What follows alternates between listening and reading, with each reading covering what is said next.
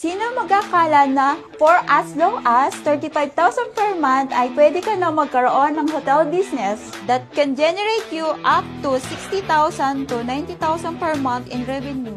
You heard it right, kabayan. Possible yan through Airbnb staycation business. Perfect ito para sa mga OFW na naghahanap ng extra source of income that doesn't need an extra effort. Imagine, may property ka na, kumikita ka pa through rental. So how does it work? Basically, need mo lang bumili ng property sa SMDC and nata-transfer mo lang ang property mo into hotel with the help of a third-party property management company.